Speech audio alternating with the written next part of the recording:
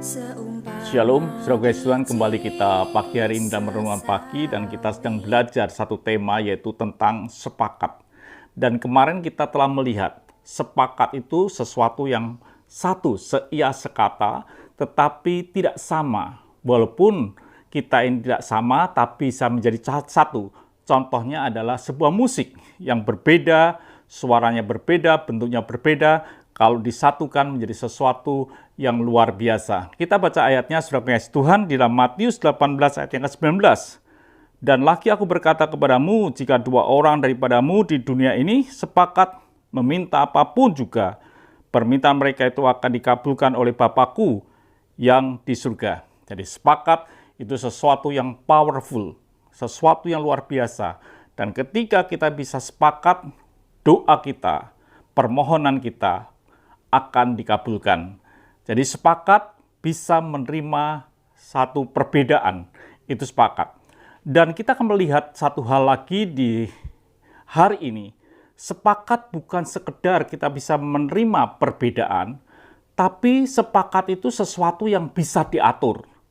Contoh gini, sebuah musik itu memang berbeda, suaranya berbeda, itu akan menjadi sesuatu persatuan yang luar biasa, bunyi yang begitu indah, itu kalau mereka bisa diatur. Artinya bahwa siapa yang bunyinya demikian, saat bunyi, saat berhenti, dan lain sebagainya, kalau mereka mau diatur dengan tepat, sepakat itu akan menghasilkan sesuatu. Jadi artinya bahwa sepakat bukan bisa menerima perbedaan, tetapi sepakat juga bisa diatur dengan baik. Dan salah contohnya adalah hidup suami istri. Hidup suami istri itu yang dua ini, yang dimana hanya dua orang saja, inilah harus betul-betul sepakat. Artinya bisa menerima perbedaan tetapi juga menerima apa yang disebut dengan aturan yang Tuhan tetapkan.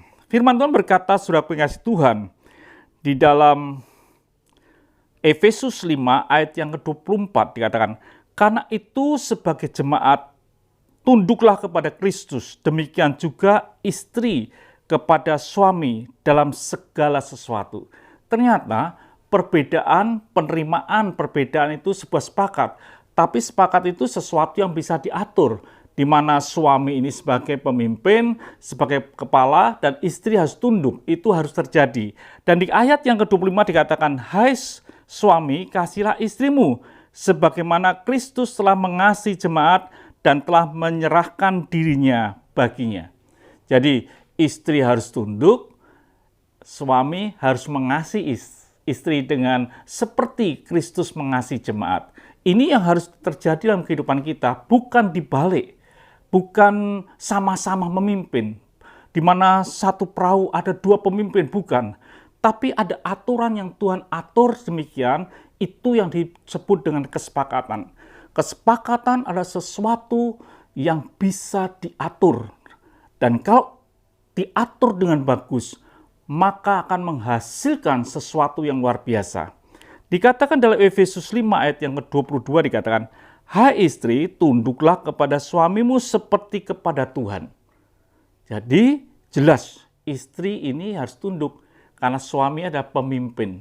Tetapi istri juga menerima bagian daripada suami, di mana suami harus mengasihi akan istrinya.